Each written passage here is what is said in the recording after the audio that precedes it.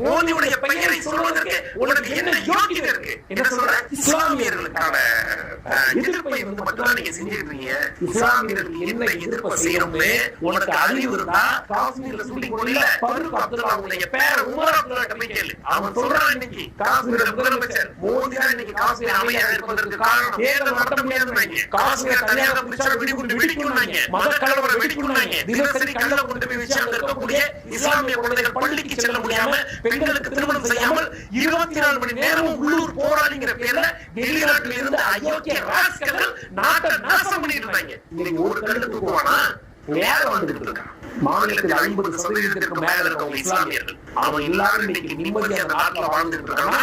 நீ சொன்னிய மிஸ்டர் நரேந்திர தாமோதர் மோடி, அந்த மோடி தான் காரணம். அந்த மோடி தான் காரணம். அறிவுபட்ட என்ன அரசியல் பேசுற நீ? எதை கொடுத்தாலும் சினிமா நாட்டில் எது சரியான பாதையில